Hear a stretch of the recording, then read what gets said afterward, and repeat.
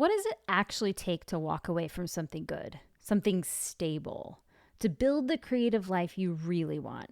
How do you know when it's time to pivot? And what if saying yes to the life you want means saying no to a version of yourself that other people still expect? That's why we're talking to today's guest, Trishawna Quincy. Trishawna grew up in a fabric store and made her first project on a serger at age 5. She studied fashion design in Nebraska and Milan, spent a decade as a swimwear designer, and in 2015 launched Nashville's Sewing Training Academy, which she ran for 9 years. By the way, remember when I did a year-long sewing program? She was my teacher. Now she's struck out on her own, teaching private sewing lessons and creating custom clothing under her new venture, Tiki Vision Style Lab. We're two childhood best friends talking about creative mindset. I'm Emily Hatch. And I'm Carrie Schaefer, and this is Honestly, Dear Listener. Honestly, dear listener. Woo! Welcome, Trishawna. Thank you so much for joining us. And I'm super Welcome. excited today because Trishawna was my sewing teacher. Remember, y'all? I want to say, we're getting close to like a year and a half, 2 years ago, something like that. Mhm. And Wow. how we would talk about Carrie's in the sewing program in Nashville. Well, Trishawna headed up the whole thing. So, Yes. yeah. Awesome. That was me. Yeah. Was Carrie a good student? She was an excellent student. She was like superb, like always on top of things, like early to class most of the time. Yeah. But she was also carrying a life, like a full life with 2 kids and a business and all of these things. And I was impressed at how she organized and handled herself. That's awesome. Well, Yes. it was really important for me to do a good job and to learn as much as I could from the course. So it like gave me life. Yes. It was something like I searched. It's something that I'd been talking about taking a sewing course like that for probably a decade. But I was in this Wow. tiny little town that didn't offer such things. And then once I moved to Nashville, a friend of mine was doing Google research for me. Like, that's how I love friends nice like this that. friend. I know. And she was like, "Oh, hey, there's this sewing training academy in Nashville, and it's a year-long program, and it looks right up your alley." And I was like, "Yes!" And then I contacted you. So it was a dream come true for Yeah. me. It really, really was. I loved it. Yeah. And Yeah. I mean, I loved having you in the classroom too, because you Thanks. were like such a great, like you would like ask questions to the other people in the room. You would ask lots of questions to me. You always like helped with discussions, and I knew you were serious about it too. So that was just, like there's always the people who aren't as serious about it and the people who are. And so having people like you that that you were like gung ho and like serious for a full year of energy, like to get through the program, it takes a lot to do that. It does. And so, yeah, I was very happy to have you there. Did you hear that, dear listeners? I was a good student. all the talks we've had about how much Carrie loves the class, it doesn't surprise me a bit. Also, what were you going to say to that question? I was just thinking like, no, she sucked. Of course she was a good student. How long? So you built this program, right? And so how long had you been like doing this thing? When did you build it is what I'm asking. That's the real question. Yeah. Well, I started with Catholic Charities because the program was under the wings of Catholic Charities in summer of 2015. I moved to Nashville at the beginning of 2015. And when I moved here, I was telling people I want to teach. And it was like a pivot moment for me at that time where I'd been working in corporate fashion most of my career. It was like 10 years long at that point, from college to the point I moved to Nashville. And I had worked in corporate fashion the entire time. So most of that time I was sitting at a computer designing, and I was not happy. And so I did a lot of soul searching and realized that for me to thrive, I needed to be working more with people and also working with my hands, because that's the reason why I got into, like, I went on the path of fashion design in the first place, is because I grew up sewing and working with my hands, and that's what I loved. And then having 10 years on a computer was like, just sucked me dry, and I just wasn't Mhm. thriving. So my move to Nashville was kind of like, okay, I'm saying goodbye to corporate. There aren't jobs really, like, there are probably some like that here, but in fashion, but very less than they were in LA. I couldn't easily fall into that. And so I just started telling people who the new me was, like, I'm a teacher. And I got the opportunity to start this program. Mm. So I met, actually, I had uh, my friend Amanda Valentine. She, Awesome. Coolest name ever, by the yes, way. Yeah. yes. Do you guys know who she is? No, I don't. Okay, It's so just a she, very romantic name. Yes. yes, great name. So she's from Nebraska. I went to college with her, and she was on a couple seasons of Project Runway. Oh, And so cool. by the time I moved to Nashville, she was like a mini celeb, and her business was like going really, really well. And I started working for her, just doing production sewing for her when I first got here, because I came here without a job. I came here just knowing Wow. that, just knowing in faith that this was the right move. I didn't know why. Mm. And so, Wow. I started working for her, and it was like one of those things where I was working for my old classmate, and it was like, I was happy to be working for her, but also it was like, oh, my friend has this brand and I'm her sewist now, like, but it was fun and it was cool. It was so fun to work with her. Um, and while I was working with her, I met Van Tucker, who at the time was starting the Nashville Fashion Alliance. Hmm. And she was the one who had seen that there was a need for a program like this in Nashville, that a lot of Yup. brands were looking for more people to sew for them, and there just weren't people trained up. Because, I mean, as you probably know, maybe not. It might be so ingrained. It might be so like ingrained in this business that I just forget that other people don't know this. But like, most of manufacturing and sewing went offshore in the 80s and 90s. Yep. Mm. So uh, people did not learn those skills on the job, which is how a lot of people, either they grew up sewing and then they transitioned into a job where they learned on the job how to do production sewing, but that just got totally offshored. So nobody was raised up into that anymore for the most part in the United States. There are Wow. small pockets where that still happens, but in the Nashville area, that was no longer happening. So there was a need for like all these smaller designers, some manufacturing places around the city. They weren't able, like, they couldn't find people to hire Mm. because nobody knew Wow. how to sew anymore. Which is a real shame. Everyone Mm-hmm. back in like our grandparents' day, they knew how to sew. Like Mm-hmm. everyone was making their, you'd go to the store and you You get like had a to. butterick pattern and then you made it for your kids and that was cheaper than going out and buying, like a store made or store bought Mm-hmm. outfit. And so, yeah, it's really sad to me that kind of these hand skills have disappeared. I'm hoping and hopefully this happens that they come back home and more people get interested in the handmade 'cause it's more special. Mm. Yeah. Yeah. It is. And I will say, I was someone who benefited from my mom wanting to teach her children how to sew. Yep. Like a lot of um, moms in her generation did not pass the skill. That's right. Even if they had it, they didn't pass it on. But Mm. my mom was a teacher. She was a home economics teacher back when home economics was a thing. Yeah. And so she went to college for that. Sewing was her Wow. passion. And by the time I was born, she wasn't teaching home economics anymore, but she opened up a fabric store. Mm. So when I was 3 years old, I was spending most of my days in that fabric store.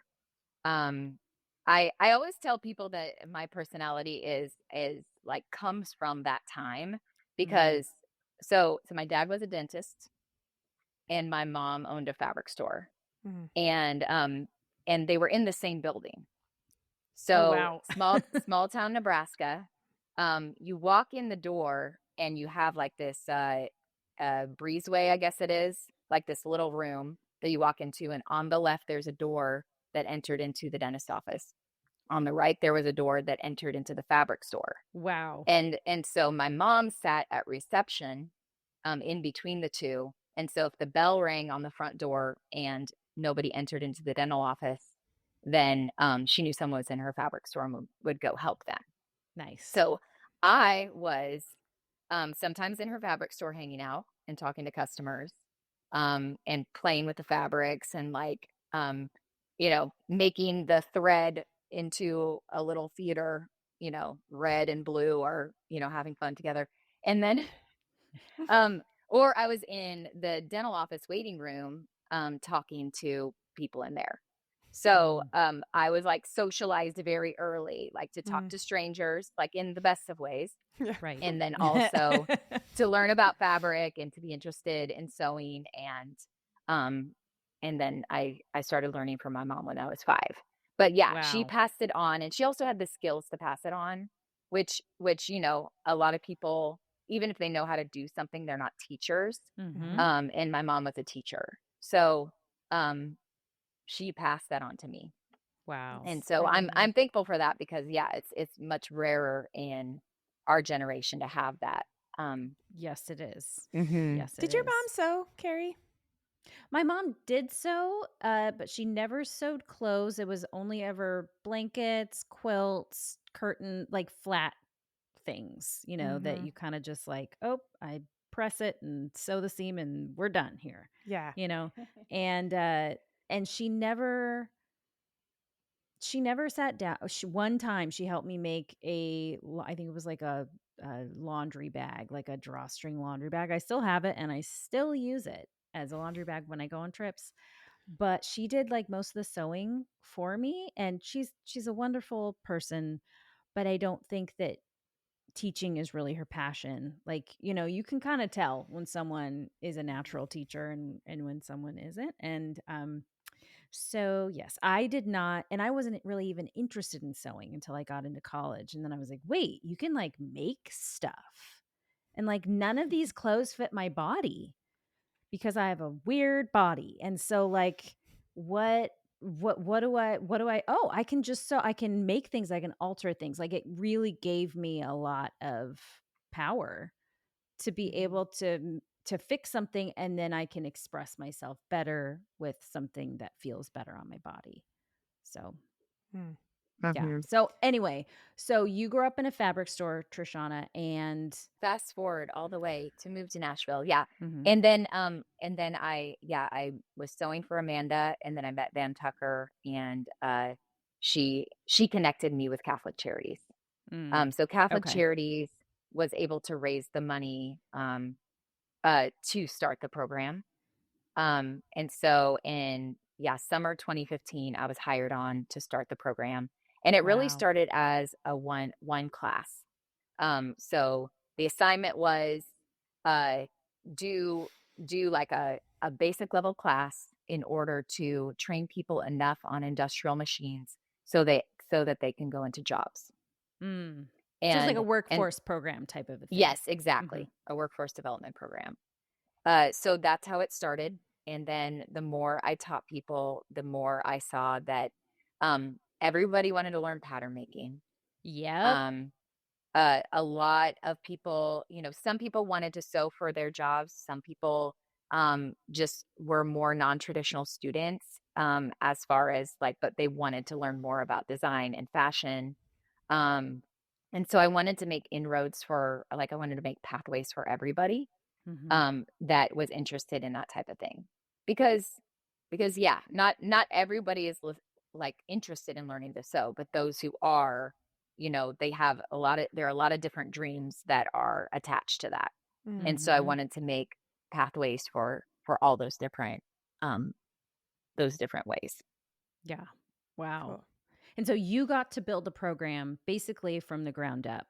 Yeah, I mean, I had a lot of autonomy in that. Like I said, it started as like a one level, and I was mostly sending everybody who went through it to one company. So there was a company in town that that needed a lot of sewists, and everybody was going there. But that company ended up shutting its doors. And I thought there was a point at which I thought this might be the end of the program. And it was a very scary point for me, because I was like, I am doing something I love. I've been given this program, and I don't want it to end. Like, I want this to continue. So I sat down and I wrote down basically all of the dreams I had for the program. If there were no limits on it, if there were no financial constraints on it, if nobody told me no to any of this, what would I do? And so I wrote out that plan, and from there, I announced it to the greater community, to the greater like fashion and sewing community in Nashville. And then from there, I slowly was able to build it. Wow. Took a little Yeah. while, but I mean, one of the big things, and it only happened in the last couple of years I was there, was that we opened a production facility. So I was able to hire a production manager, and we were able to start small batch manufacturing, Wow. which was, in addition to the classroom, it was a job training that was on site. That Yep. is amazing. What I liked about the program is that there were so many ways you could go about it. So if you wanted to get into alterations, you could. If you wanted to get into production sewing, it was all laid out. If you wanted to just sew for yourself at home, it gave you the skills to do that. So there were lots of different applications that you could use it for. Okay, so then fast forward, you have my class, and then you're like feeling a thing. What are you feeling, and what do you do? Okay. Well, it actually started right before your class Mm, that I started. It was the year before, so I was 22. I started to feel the inkling to start my own business. In some ways, I had run Sewing Training Academy like my own business, like the way I was running it with my heart was like my own mm-hmm. business.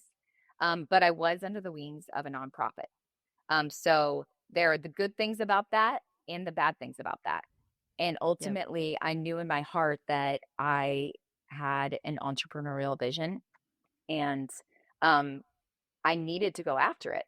Um, but so yeah, that was really like in 2022, I started to set myself up for that. I wrote a business plan. I also moved into a space where I had studio space. Like I bought a new house for that, like for those purposes. Like I was like setting myself up to go into my own business because I could feel it. But it was also a time because I was so attached to the program that like at one point I could never imagine leaving it. But my Mm, heart started to shift around that time, and I started to make the moves to do that. But I also didn't know how I was going to do that Mm. either. Um, to go from having like a regular job to being an entrepreneur. right. Um, so yeah. And then Carrie was with me in 2023. Um, and she knows that I got very, very sick in Yes. 2023. Mhm. And so that delayed my plans for doing my own business. And I'm very, very thankful that I was with an organization that uh, cared for me during that Yes. time. Mhm. So that was like a really, really big thing. And yeah, and I was also surrounded by students who cared for me too, because it was a very, very hard year. Um, and so at the end of 2023, I was actually on leave from the Sewing Training Academy, Mm. because I'd been very sick. So I was on family and medical leave. And during that period of time, um, I realized that I couldn't go back. Like that I Mm. needed to go back, but I knew that it was actually my time to separate, Mhm. and um and that all these dreams of entrepreneurship, that it was time to pursue them. And I will say, like, I know this isn't like a Christian podcast or anything, but like for me, that's a very important part of the story. Is that I was spending a lot of time like with the Lord in those like quiet moments where I was home Mhm. and I was sick and I wasn't going to work. And so I was just like that was my life was Mm. and so I really felt like I was hearing from him about that during that time, that it was like Mm, time to go. mm, And I was like, but this doesn't make any sense. Like Mm. I was in the hospital. Like mm. and I use my benefits package like I've never used a benefits package before. And like that group insurance is really nice. And Yep. I know what my hospital bill would have been like if I had did not have that group insurance. Yep. So I was like, this doesn't make any sense. Um, but I just kept getting confirmations that that it was what I was supposed to do. Mhm, Um, and I think, and I tell this to a lot of my students too, like when they're first like talking to me about like wanting to learn to sew, and that, you know, just like you, Carrie, like you wanted to do it for 10 years before you actually did it. Like Mhm. for me, it was the same thing with entrepreneurship. Like it had been in my heart for a long time. And I kept, you know, like the steps that I did with Sewing Training Academy, those were so important in my process to getting to become an entrepreneur. And all the Mm. skills I built while I was there was so important to that process. But that Yeah. dream had been in my heart for so long and it wasn't going anywhere. Like mhm, I could push it off another, you know, 5 to 10 years or whatever, but I knew that it would still be there, you know, later. So Yeah. it just came to the point. It was like this crossroads where I it's like you're someplace comfortable. I was someplace comfortable because I'd been running the program for 9 years. Um, but where that comfort was no longer comfortable anymore. It's like Ah. it's like it was that tipping point where I couldn't stay any longer. mm, When Like comfort is the no longer comfortable. That's really interesting. yes, mhm, yeah, like it got to the point that tipping point where okay, I'm this comfortable life, I can't do it anymore because Mhm. this other thing is calling me so strongly that I have to jump now. No matter how scary it is, mm, I have to jump. So, Um, but that's a I mean, that's a huge that's like not just a jump, that's like a leap mm. into uncertainty because Yeah. you had health insurance, you had a steady paycheck at Sewing Training Academy, and then you're jumping into entrepreneurship. Like, I mean, I'm sure you probably thought, what if no one signs up for my classes that I'm offering? What if I have no one and what if I fail? So how do you approach that uncertainty and how did you know it was going to work? well, I a lot of it was faith. A lot of it was faith because I also felt like during the time that because I like I said in 2022 I was getting myself ready. I had I'd written a business plan. I had like um purchased the place with a studio space, like all this stuff. I was like slowly getting ready. I had also I had thought about like what would my bridge be, my financial bridge be Uh-huh. between um having this paycheck and actually having a full grown business.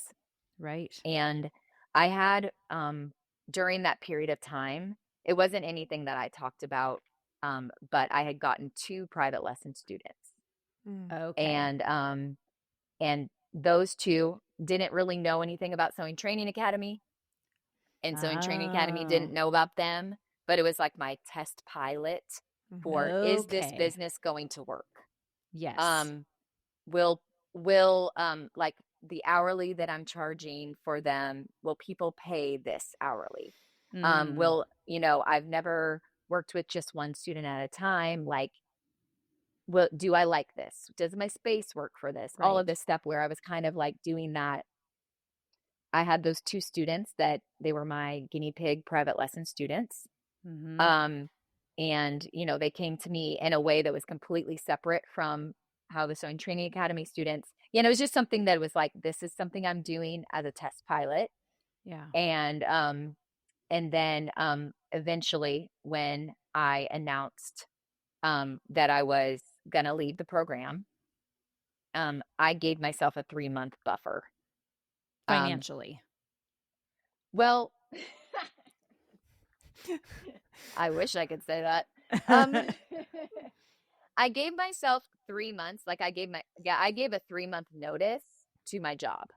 Okay. And that I see. was one part for me and one part for my job, because I Okay. had created the program, so I knew it would take them a long time to replace me. Right. And then I also said I will help in the process of finding my replacement. Um, and so I helped out with that interview process while I was there. Mm. But it was also for me because I didn't feel good about advertising as someone who does private lessons Right. until I had said I'm separating. Right. Like so having that 3-month period for me was a way for me to get enough students. And Mhm. I will say, by the time that I left, I didn't have enough to sustain me, Mm. for good. But I think 6 or 7, and I Okay. was looking to get to 8 to 12. Okay. Um, So it was at and least so you saw the pathway forward. You saw that it could yes. be done. And And you have Mhm. to like work double time in a way for that 3 months mm-hmm. to make sure you're bringing more people in. And Exactly. yeah. Exactly. Mhm. So kind of what I'm hearing you say is a lot of times when we see people and they're doing this hard pivot to something else and it's in a creative field and you don't know if it's going to work. I mean, as the outside viewer looking in, a lot of times it looks like they're just leaping and then it just Uh-huh. works. But what you're saying is, no, it looks like I leapt, but I actually had years of preparation, even just mentally with my business plan, with knowing this is where I wanted to go. And then I kind of tested the waters with these couple of kind of test guinea pig students. So by the time I made that transition, I kind of knew that it was going to work because these people had already demonstrated to me that the space that I was using was going to work. And also, people are willing to pay the price that I was asking for. Yes.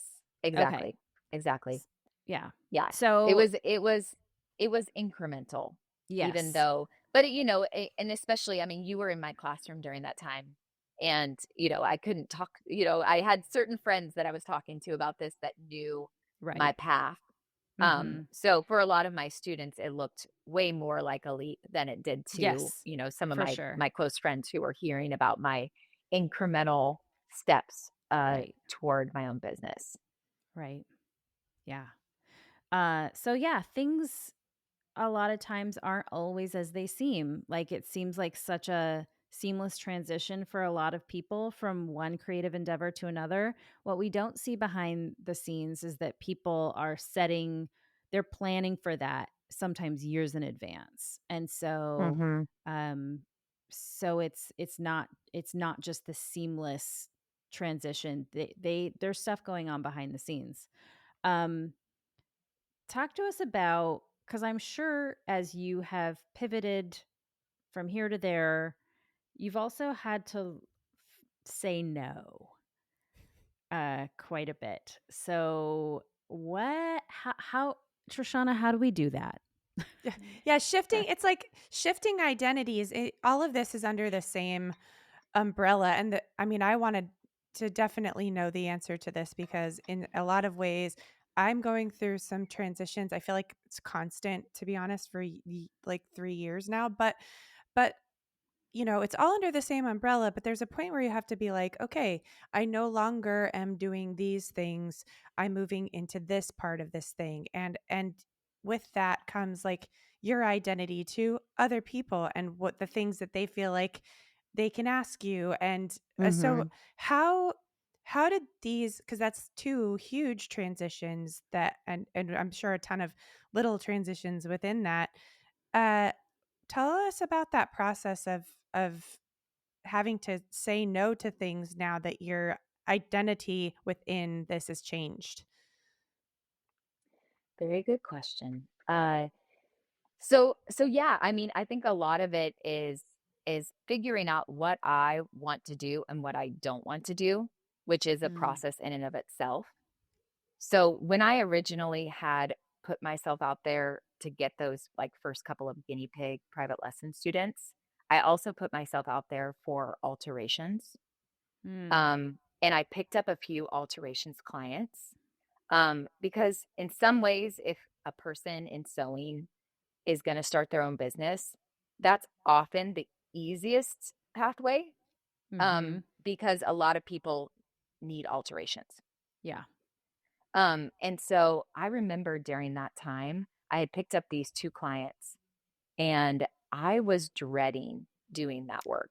And Oh. I was Mm-hmm. finding myself like working full time, and it's a Saturday morning, and I'm spending my whole Saturday morning working on this alterations project.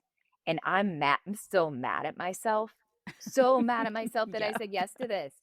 I'm like, why did I do that? I'm not making enough Mm-hmm. money to give my Saturday away for this. And Yep. so I learned during that period of time, like, absolutely not. Alterations is not my business, Mm-hmm. because I will not enjoy my life. For some Yep. people, that is their business. They're so good at it. They love it. They love the problem solving involved in it. It's great. But for me, I know that about myself, and I had to learn it the hard way. And so in general now, I do have people reaching out for alterations. I even when I was first starting my own business, um, I had a friend that's in my friend circle say to me, like, "Oh, you're starting your own business. You know what you should do? You Uh-huh. should do an alterations business." Yep. And and I said, "Oh, you think so, huh?" And she said, Ah. "Yeah, well, the person who does my alterations is about 80 now, and she's not going to be around for much longer, so you could do my alterations." And I'm like, "Okay, so you have a direct, concern about this for yourself, so you want to like direct my career." And I said, "No." Yeah. How about you take my classes, learn to sew, and then you do your own alterations? Perfect. Yes, and that's actually what I do. So, okay, I have a couple different ways. So if people ask me for alterations, I do consider it because sometimes I say yes if it's like a close relationship, or there's like, um, I have a friend who did some photography work for me, and we did a trade. Mm. So we traded her photography work for a little bit of alterations. And for me, I was like, okay, I will do that for you. Um, but in general, if someone asks me for alterations, I have two responses. One of them is, um, I get to the heart of whether they're asking me to do their alterations just because they need them done, or they actually want to learn how to do them. Because some people, when I ask them, like, I teach people how to do them. Would you like to learn? They want to learn, and then they'll sign up for classes. Mm-hmm. Mm-hmm. If I know that's not the case, a lot of times I'll say, I don't do alterations, but I can recommend somebody who does them. Okay. So I usually try to keep it positive and like keep the Mm-hmm. conversation rolling. Mm-hmm. Instead of saying no, I don't do that, I like to send them to somebody who could get business from it. Who will Mm-hmm. do that? And keep Okay. those sewing connections going, because people connect people to me all the time for things. So Mm-hmm. um, keeping those connections up with other people is great. Yeah. Awesome. So those are probably, but I will say this last year, like the alterations thing has been for me for a while, that like that's not what I want to do. I don't like I'll tell my classes that. I know I probably told you guys that like that's Mm-hmm. not my thing. I don't love doing it. But I also I don't want to tell people that and then them to think, "Oh, I don't like it either." Just because Mm. just Mm-hmm. because Trishawna doesn't like it, I don't like it. Like Right. people need to find that out on their own. So I share that sometimes, but I also don't always share it because I don't want to put people off on alterations, because Yeah. it is a important skill, and also a good career path for people who love to Absolutely. sew. Absolutely. But yeah, I also had to figure that out with like custom work this last Mm-hmm. year. Mm. Because when I Yeah. have people ask me about custom work, um, I really like for me, I have to be interested in the project. Like it has to be doing something for my creativity, that Mm-hmm. inspires me, uh, for it to be a project that I want to pick up. Right. I think that that is such a good point because I have in the past been like, well, I enjoy writing. And then somebody is like, great, can you do this writing job where you interview this person at a hospital and then you write about it? Which is it, for a little bit I had to do that, but it is not the core of what I really enjoy about writing. So I'm like, I'm sitting there going, well, do I even like writing if I Mm. don't want to take Mhm. every writing job? And then at a certain point, I was like, yeah, that's right.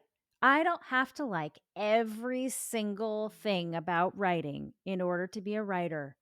Same goes for you, Trishawna, where you don't have to be in love with everything about sewing or want to do everything related to sewing and be a person that enjoys teaching sewing and sews for herself. And same with you, Mhm. Emily. Like you don't Mm-hmm. have to do every single music gig. Yep. It, Yeah, I'm we learning that all the time. I'm like, it's mhm, not at any cost. We're discovering right. things about ourselves and where we feel the most called or like, what Mhm. our lane is. But yeah, Carrie and I were saying because it's accidentally very black and white, it feels like. So if I'm like, well, Mhm. I don't enjoy this type of gig, I'm like, am I even a singer? Like, Right. yes, I don't like doing these kinds of gigs, Mhm. that's Right. okay. And that's totally fine. Like, I think it's really interesting, Trishana, that you said, I was getting up on Saturday mornings and I was dreading doing a thing. Like, that's a Mhm. really good indication that my body Yes. is telling me this is a no. I don't want to do this. But like when I think about doing this other thing having to do with sewing, when I think about having inviting people into my space and then giving them the tools on how to sew and then asking questions and like I move them through that process of learning, like that's really exciting to me. Like that is Mhm. okay. And especially if you have the privilege of being able to not say yes to every single sewing thing, which some people have to because that's where they're at financially, and that's fine. But as we move into spaces where we have the privilege of being able to choose, that is totally fine to be like, I'm only going to take the things that light me up and I'm going to leave the things or refer the things to someone else that don't. Yes. And that expands your Exactly. community too. Mhm. Like you Mhm. were saying, it keeps the love going. You don't have to. One of my friends once was like, "Emily, you're not the only voice teacher in the world. Like if you don't want to take a student, then pass them to someone else, Right. and that's good." Like, oh yeah, I'm not the only Mhm. person that can do alterations. Like I can send them Mhm. to someone who loves it. It's awesome. Absolutely. Keep Absolutely. the network and communication going. Mhm. Yeah. So Trishana, is there anything that any little tidbit or words of wisdom that you can give to artists, not just in the sewing field, but any artists that are wanting to make that jump into entrepreneurship or take a chance and see if they that want to follow the dream. What do you say to those people that want to make that jump? That's a big question. It is a Like big question give advice to everybody you don't know about something that you know a lot about. for all creative disciplines out Yes, there in the world. that's a big question. Yeah, a lot of my big advice when it comes to career is really like assessing like how do I want to spend my days? Um and how do I not want to spend my days? Um Mm, and so I think figuring that out is really what what is going to make you thrive in life. And we're always going to have to do stuff that we don't want to do. That's mhm, just like a part of it, but not making that the biggest thing. And mm, and like I said, like I spent time doing alterations and figuring out, you know what, this isn't for me. This is not the business for me. And if I would have like jumped at that point where I like didn't have anything set up, and I was like, I would have had to take those alterations. I would have had to do that, and I know I would have been miserable. Like it would not have been the right option for me. So I waited until I had like a little bit more set up, a little bit more known that my business plan would work. But at the same time, you got to jump at some point.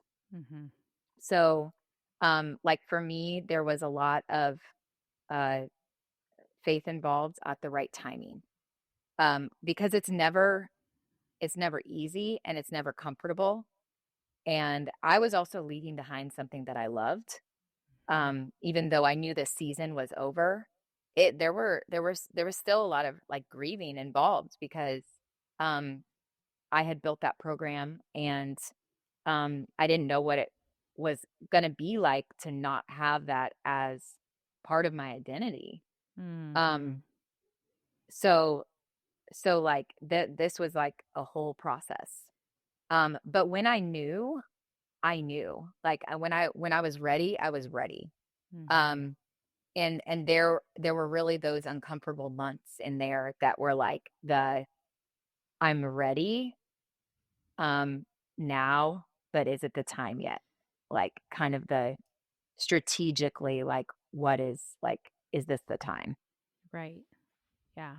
I've heard it said like you get to choose your hard. Like there's going to be an element of hard. And especially when you're beginning a business or a new creative endeavor, it's going to be hard.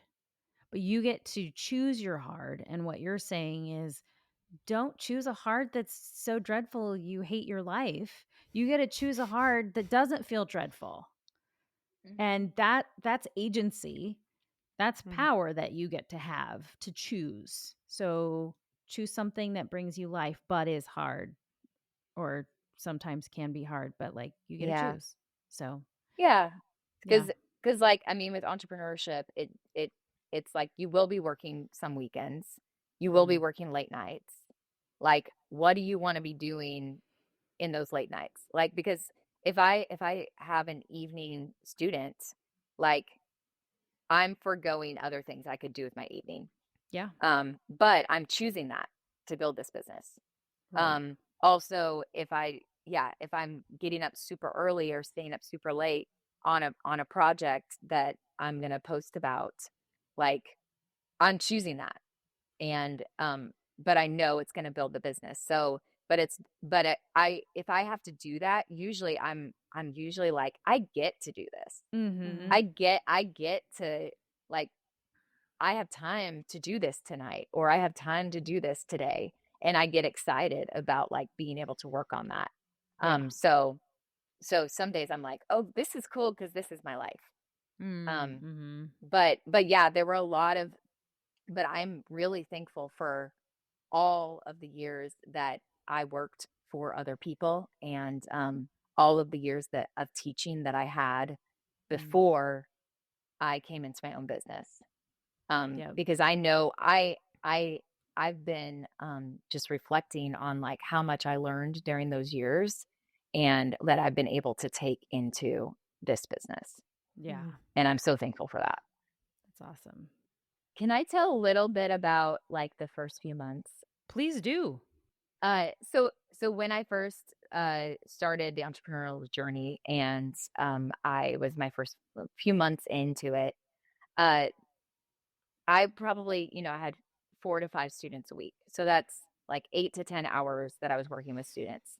And the rest of it, in some ways was wonderful because I had all this creative time, and I'd been really, really craving that.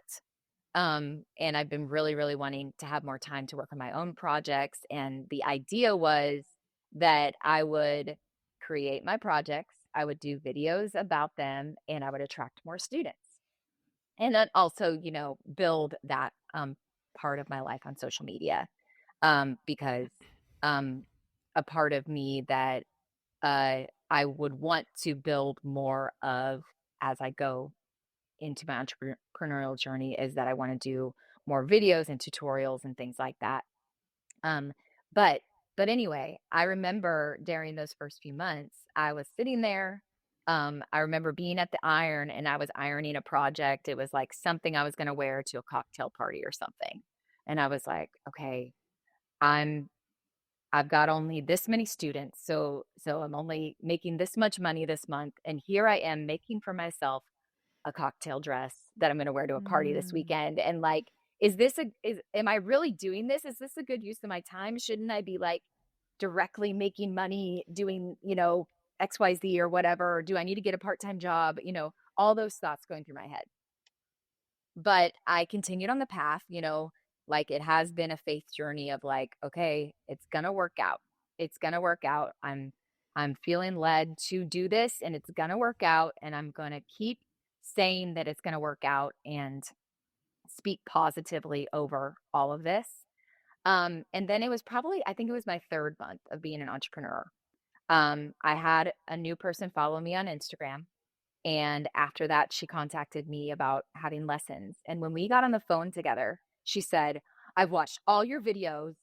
I love you. I love your personality. I love all the things you make, and I want to learn from you.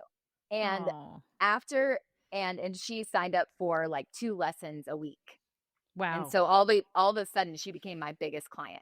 Mm-hmm. And at that point I was like, it's working. It's working. Like, I made some videos, I made some cool stuff, and people like it, and they want to learn from me. And so I was like, I need to just continue on this road. And it was like a big point for me in my entrepreneurial journey, that I was like, okay, it feels strange that I'm standing here making this dress for myself, but um there is going to be like some fruit from it later on.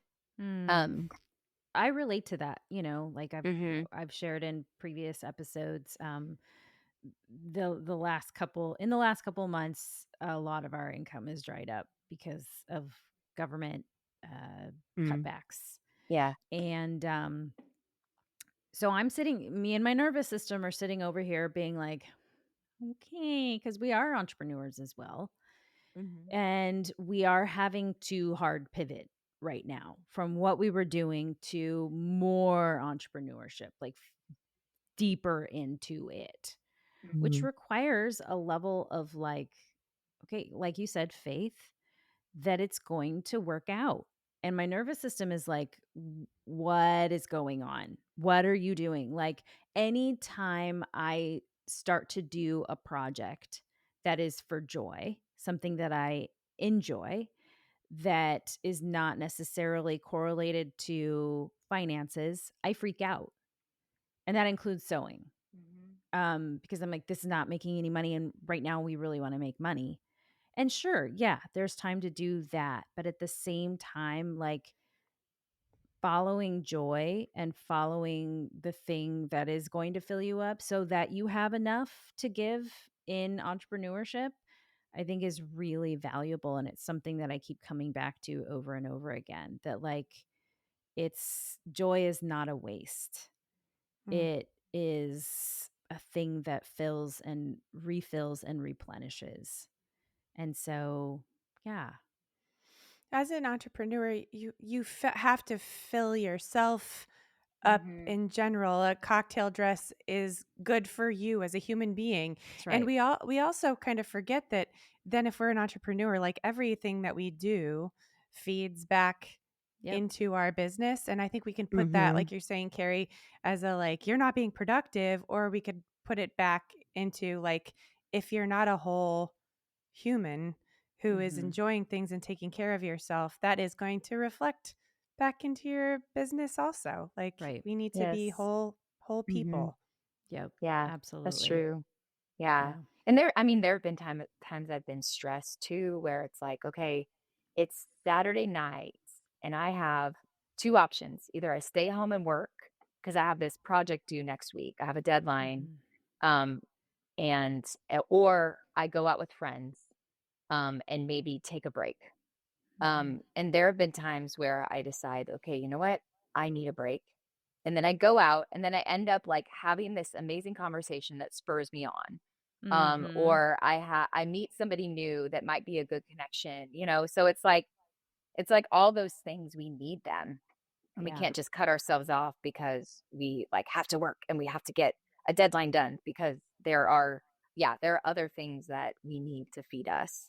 Yeah. And I would also say that like when I'm working on my creative projects and I have a student come into the lab and they're just starting out, or they want to grow XYZ skills and they see what I'm working on, and I talk to them about it, like, oh yeah, I'm thinking about making this sleeve like this. What do you think? And they get to like add to my process and like talk about it with me. They like they get really excited because they get to Mm. see what's possible Mm-hmm. when they gain more skill. Mm. And so it's feeding me, but it also usually helps, it lights up my students too when they see what I'm working on. Absolutely. Trishawna, thank you so much for coming on today and chatting Yes. with us. And also, thank you for being my teacher. Thank you for being my student. Yeah, And thank you for listening to me and asking me to join you guys. absolutely. Listening to me. If you're, I knew what you meant. I told you to have me on. No, I didn't. Dear listener, if you are living in the Nashville area and you are interested in learning how to sew, I will we'll make sure that we put all of the ways that you can get in touch with Trishawna in our show notes at honestlydearlistener.com. Are you taking new students right now, Trishawna? I should ask before I say that. I am taking new students. I am. Okay. Yes. Mhm. And take it from me, her former student, that if you sign up and take classes with her, you will not be disappointed. You will come out of there knowing what you need to know to get the job done and to really be able to take on a new skill that brings you joy. So head on over. If you're interested, head on over to our website and our show notes on this episode, and you can get in touch with her. Trishawna, thank you so much for being with us today. Thank you guys for having me. Honestly, dear listener. Woo.